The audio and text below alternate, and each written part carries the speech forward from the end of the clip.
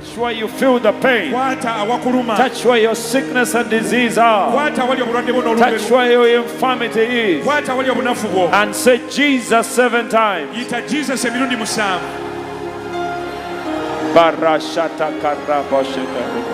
His power is here, saints. Something has happened. He's here. He's here. The healer. The healer Jesus is here. He's healing prostate. He's healing cancer. He's healing blindness, sugar diabetes. He's healing emphysema, asthma. I'm waiting for day when Senyonga atudde wano, Kayanja atudde wano, Kiganda atudde wano, Serwadda atudde wano, oba baagala bangobe ate nze mbaddewo emyaka 4 nga tulekeddewo ebyebibiina nga tuli omuntu omu nga twogere ng'ekitulumba tukirumba ng'eddoboozi bwe tumala okirumba ne tuddayo mu bibiina byaffe kubira Yesu engalo ez'amaanyi. Nkwaniriza nate ku mukutu gaggadde ogwa Focus TV. Thank you so much olina okubeera ng'ogoberera, olina okubeera ng'olaba byonna by'olaba. No subscribinga okola kyamaanyi nnyo ate naba kusubscribinga nkujjukiza kikole because buli w'okikola kitwongera okutambula ku speed ey'enjawulo n'okubeera tusisinkana abantu ab'enjawulo abatweyungako ku platform yaffe eya Focus TV. Olunaku olwaleero ndeese emboozi emu ku ebyo ebikwatagana ku musumba waffe Robert Kayanja. Manyi abalaba parties ziri ezasooka mulina bye mwatuuka kuba bye mwakkaanya ku ebyo bye mwawulira. Saagala nnyo okubeera ng'aleeta bujulizi wabula njagala kuleeta facts zemba neewuliddeko oba zemba ndabye. Gwe ng'omuntu osobola okusalawo ku kikyolowooza ne bulijjo ky'omanyi. Waliwo omukyala yalinga agamba nti asojja musumba ono ng'amwogerako oluusi ebintu ebikyamu nga waliwo ebitagatta bulungi. Omukyala ono tawangaalira mu ggwanga Uganda, yali muko n'avaamu n'agenda ebweru eyo okuba ekyeyo naye gye yasinziiranga okubanga Omusumba Robert Kayanja. Nina interview oba nina video obumu obutambula wano yabadde ayogerako ko nga attaanya ku biki ebyatuukawo. Katuwulire ffenna then tukomewo after. Nga nzija kwetondwa olw'ebikolo bye nakola nga ndi mukulembeze nga mbikola Pastor Kayanja. She committed crimes when she was a leader against Pastor Kayanja. Kati mukama n'angamba nti wammanyiira nnyo. The Lord told her, you familiared me too much. Kati nze nange ministry gye yampa yasooka yali yanteka mu toilets. The first ministry God gave her was to do janitorial work in the toilet. Era ffe wano tugenda kukola toilets ate tugenda zikola mujja tulaba. They are going to be janitors here and they're going to do it excellently.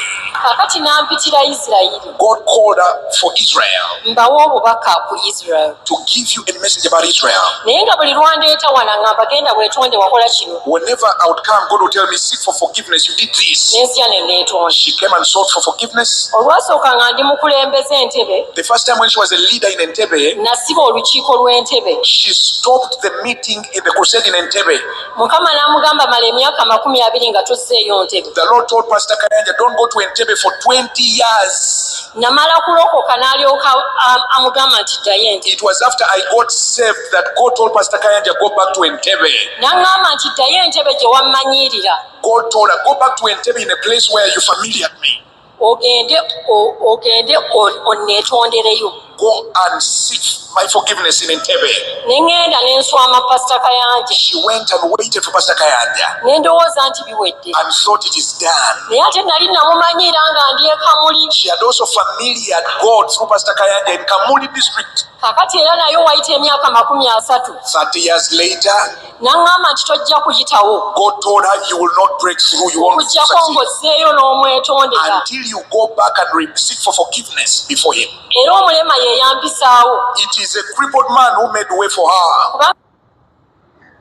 Okay, omukyala oyo obubaka ye bwabadde awa ku kubeera nti agamba nti yejjusa olunaku yakeera okujolonga n'okuvuma Omusumba Kayanja kuba atuuka nti buli kye yagezangako oba okola nga Mukama amulabikira amugamba nti ddayo weetondere so and so gwe wasobya ddayo okole kino ne kino okubeera nga otereeza emikisa gyo. You feel the pain. Touch where your sickness and disease are. Touch where your infirmity is. And say Jesus 7 times. Barashata karaboshete. His power is here, saints. Something has happened. He's here. He's here. The healer. The healer Jesus is here. He's healing prostate. He's healing cancer. He's healing blindness, sugar diabetes. He's healing emphysema, asthma, paralysis, pain, poverty, diseases, mental illness. He is healing death and dumbness, blindness. Receive your healing. The power of God is everywhere, all over this building. No demonic activities, no powers of darkness. Get out, you devil!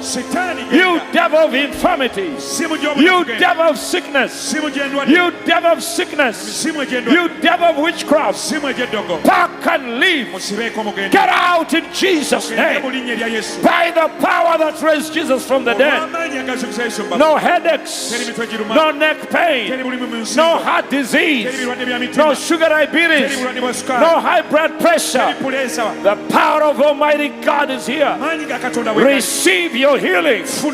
No drug addiction, no sickness, no bondage, no sin. His glory is here. His glory is here. His glory is here. Shout Jesus 7 times. He is the name that is above every name. That is the name of power. That is the key of heaven. Tumors are disappearing. Tumors are disappearing. The hip joint is being healed. No more sickness. No more diseases. Be thou made whole. In Jesus' name. Receive your miracle. Somebody shout hallelujah. Hallelujah. 7 times. Receive your miracle. No sugar diabetes, no kidney failure, no witchcraft, no powers of hell. I pray for strength. I pray for knee healing. I pray your knee to be healed. In Jesus' name. Receive your miracle. Receive your miracle. Say thank you, Lord. Thank you for healing me. Thank you for blessing me. Thank you for delivering me. Thank you for making me rich. Thank me for blessing me. Now walk around. Do what you could not do before. Do what you could not do before. His power is here. Oh, the glory of the Lord. The glory of the Lord. The power is everywhere. People are being healed in Jesus' name. Do what you could not do before. That man is lifting up his crutches. Come on, somebody.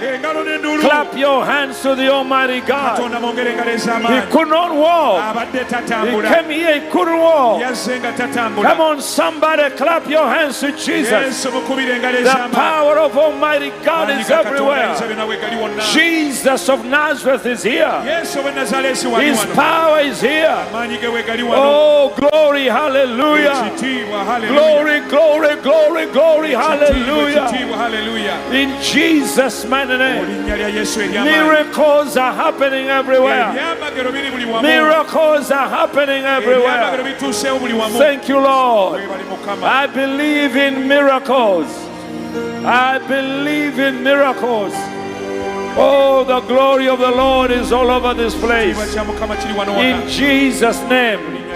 Glorify your name. Glorify your name, Lord. Glorify your name. In Jesus' name. In Jesus' name. Glorify your name. Jesus is awesome. Nze tugaane nti ebintu byenzikiriza mulimu ebintu Mukama byakukolera n'otuuka n'ogamba nti nkyakaliwo ekitagatta oba waliwo ekitali kituufu. N'omukyalo ono okujulirizibwa abadde awa yagamba nti ebbanga lye yakola ebintu bye yakola ng'avumirira ajolonga alumba omusumba bino bye byamutuukako. waliwo n'omwami omu gwe nakyazeera ku mukutu kuno ng'atugamba nti abantu bangi abatuukirwako ebintu eby'enjawulo oluvannyuma lw'okuva mu musumba ono oba oluvannyuma lw'okuvaayo nga boogera amafuukuule. Ffe kye twebuuza oba kyesigala nga weebuuza ggwe, ago maanyi gayinza kuba maanyi kika ki agatuusa omuntu ku ssabweriti okubeera nti ddala otuuka n'owejjusa oba atuuka n'olabikirwa n'okulabikirwa omuntu ABCD nga bagamba ddayo weetondere gundi, oba kyali kituuse ku muntu kika ki omulala ow'enjawulo asobola okugamba nti kino kintuuseeko, mbadde nkola kino olwakino ekyaliwo nejjusa olwakino ne kino kyengenda okuba nga ntereeza. Bingi bye tugoberera, bingi bye tukkiririzaamu, bingi bye tulabamu oba bye tulondobamu mu mirimu egy'enjawulo, naye tujjukira nti mu nzikiriza zaffe buli muntu yenna alina right oba alina eddembe ery'obwebange okusigala nga akkiririza mu nzikiriza ye. Nze nga Focus TV nabagamba sivangayo kuvumirira oba kugoba ddiini oba kukyokooza oba kulumba nzikiriza ndala, wabula kyenkola kwe kubeera nti nno niwe kiba kigudde mu bakristaayo nzija nekikuwirako, kiba kigudde mu bakatuliki nkyogerako, kiba kigudde the fact is waliwo ekiba kigattagatta oluusi ge bayita amawulire nti oyogera ekintu omuntu najja n'azuula ekituufu ki. Waliwo yamentioninze kubali abasoose video yasokola eyagamba first yali akola ebyamagero abo ne bataaginga omukulu owa Fanero Ministries, naye si gwe yali ategeeza. Omuntu gwe yali ategeeza yali musumba yajja mu 9 ate ng'ono tujjukire yakajja myaka mitono nnyo emabega, ekitegeeza nti yali talumba oba tavvoola musumba wammwe owa Fanero, wabula yali agamba ye bye yali alabyeko mu bulamu bwe ng'Omusumba Kayanja ebyeri emabega. So kaakati zino emboozi ezimuleete mu mawulire n'abantu okujja nga bazibamu ebintu abantu okujja nga batandise okubeera nga bawewula ku bikiiko ebyabadde ajjaakola bye bino ebyekisiyaga ebyazeemu okubeera nga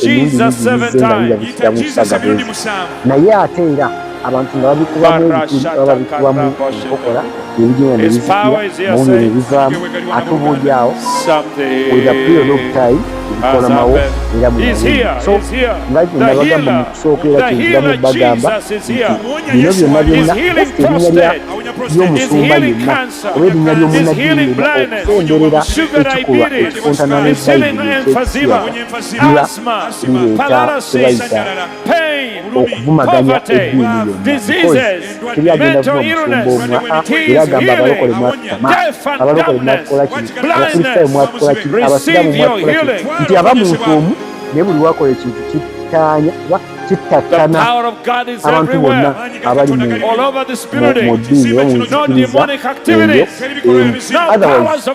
n'olunaku olwaleero nkakasa nti nno bakuwaddeyo kwebyemanyi oba byenawuliddeko ebitambula mu mawulire gaffe ag'enjawulo tujjukira nti emisango gitagenda gitali mu kooti era tusobola kukkiriza kwogera kyankomeredde nga kooti nabakisalawo ku ebyo ebigenda mu maaso ku misango gy'omusumba ono. Nze Adde Wilberforce Kayanja akola ne Focus TV okujjukiza bannaffe aba Focus Event Services bagamba nti beeyune bakolera omukolo gwo nga bw'oyagala gubeere oba basukkulume ne bw'oyagala gubeere. Leeta budget yo obagambe nti njagala kunkolera ABCD kuba bakuguka mukwata ebifaananyi mukuba kwata ebifaananyi ne video decoration kuwa juice cake wamu ne entertainment yonna kyoyagala. Ba MC abalungi oyinza okuba oli yetagana ne ba MC aboogezi b'oku mikolo abalungi bonna tubalina, tugamba nti ffe tukuwa package y'omukolo yonna n'otuula wali n'olinda kulaba service nga zikolebwa.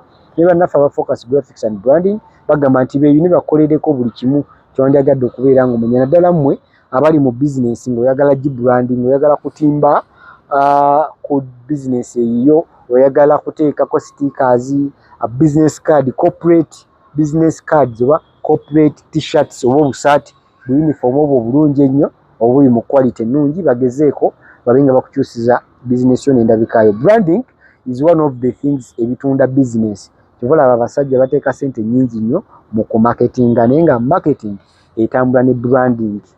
Nze Adde for now tukize tukomeyo wano tujja singana mu video ezijja mu maaso awo. Ekkanisa eri mu kulwanagana.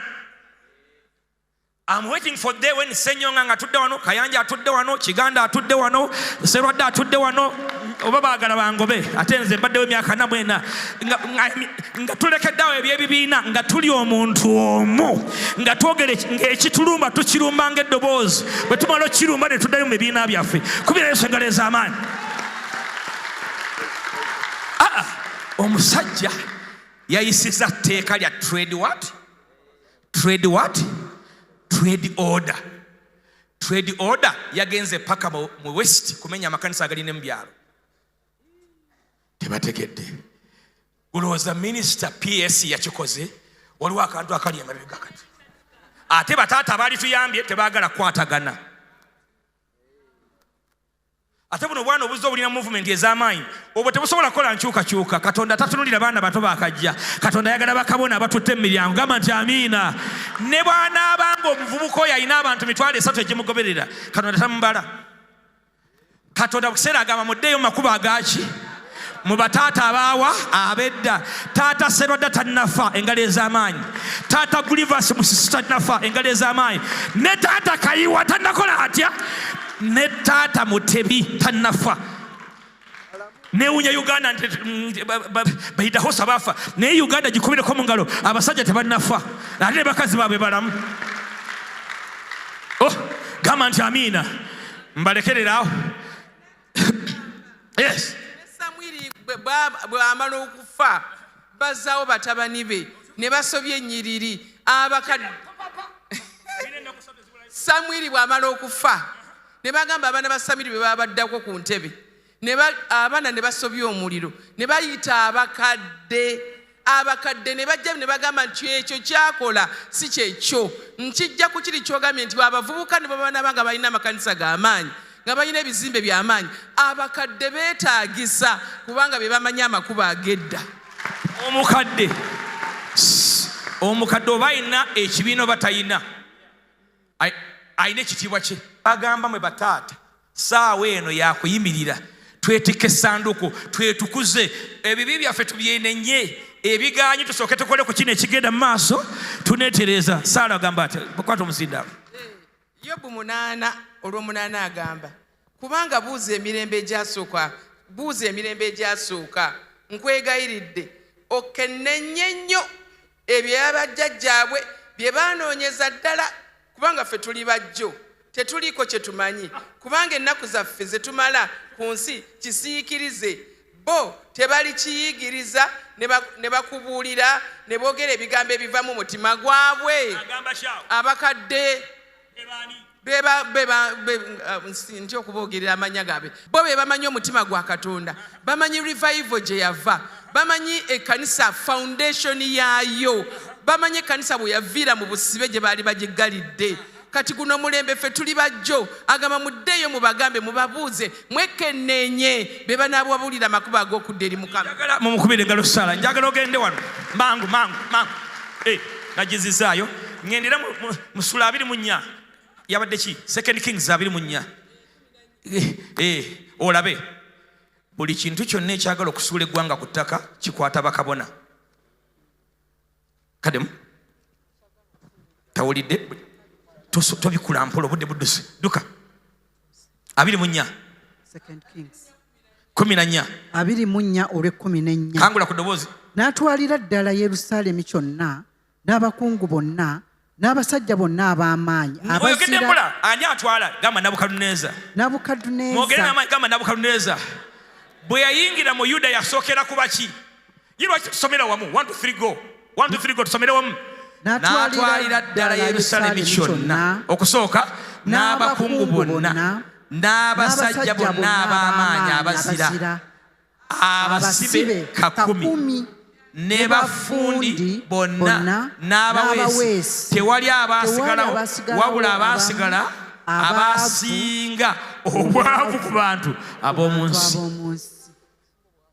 Yakwata njagala wali Zedekiya kabaka Zedekiya ne bakabona. Can I open your eyes? Obusibe bwasooka webakwatira.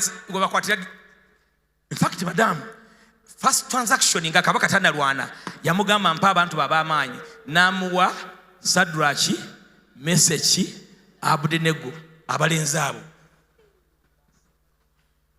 tebakategedde.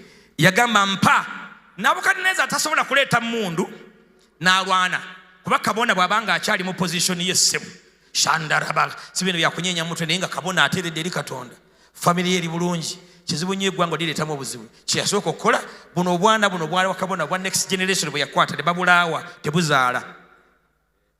Number 2 n'akwata kabaka Zedekiya olufunyo olunyiriri olwo n'amukola atya lwakumeka Yeremiya meka 39 meka olwokuna tuteereyo mangu Yeremiya essula ya 39 olunyiriri olwokuna olunyiriri olwokuna tukiteereyo ufune tusome ffenna nga n'eddola bw'asoma tukulembere 1 2 3 go.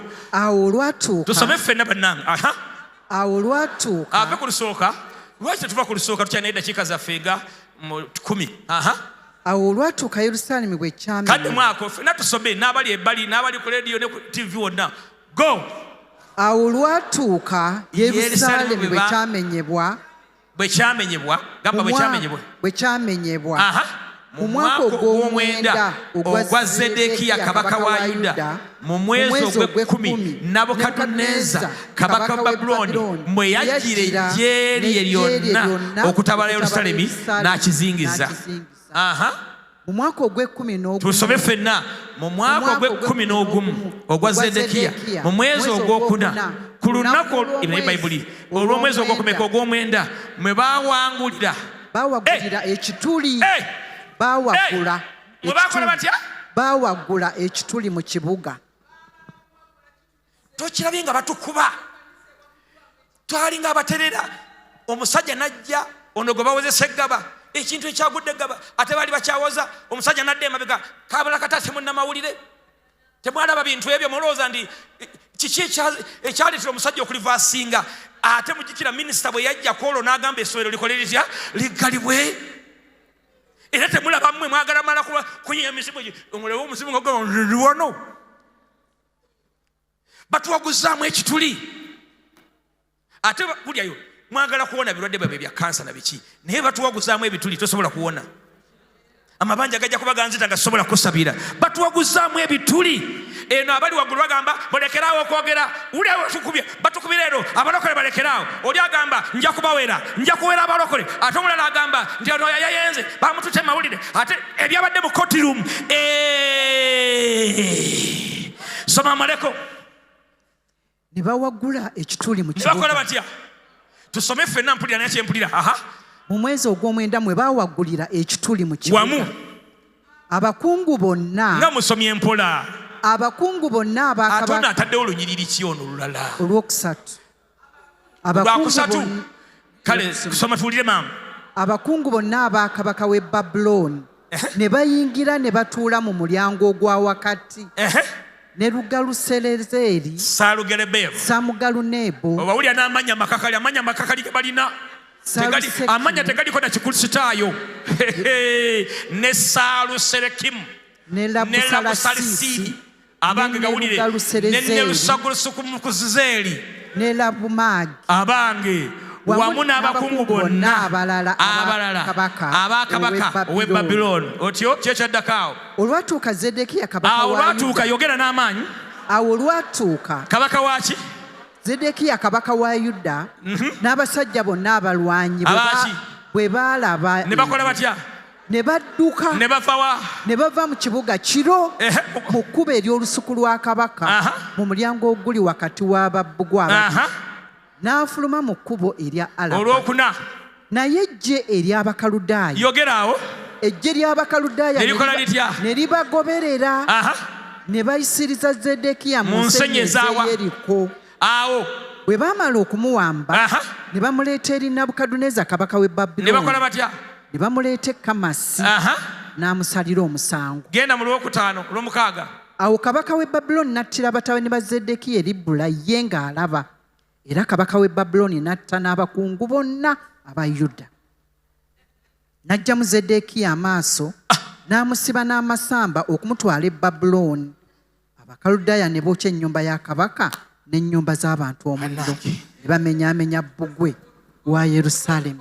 Gonsiikudde ng'oli ku kyekkanisa ekyo gye kifubutuka kubanga kati oyogedde about the complaisance of the church nti batukubyemu ekituli naye ffe tuli complaisant tuli mu kweyuzaamu tuli mu kwegabanya kati kino okutuukirira okutwala Zedekiya kyali kituukiriza ekigambo Katonda kye yayogera ne Keezeekiya n'amugamba bigenda kubeera mu myaka 7 bagenda batwala mu busibe kati Zedekiya beebo gy'emyaka egyo babakimye baagaana okwenenya baagaana okuddayo eri Katonda ne bagaana okukola obuvunaanyizibwa bwabwe nga ne leero ekkanisa bwegaanye okutwala obuvunaanyizibwa bwaffe omubi najja n'atuwagulamu ekituli kati batandise okutuggyamu ab'amaanyi. When the president came to seek for votes in Lubaga, omukulembeze bwe yajja okunoonya akalulu e Lubaga, they called me. Bampita. They said, Pastor, are you coming? Musumba onojja? You're going to preach? Onoobuulira? So, of course, he came in the area. Yajja mu kitundu kyange. I will not refuse to go. Sandigaanye genda. And so I went to the rally. Ne ngenda mu lukuŋŋaana. But on the way going, mba ndi mu kkubo ngenda. as I left the office, nga nvudde ku office, the Lord showed me Mukama a leper n'andaga man omusajja omugenge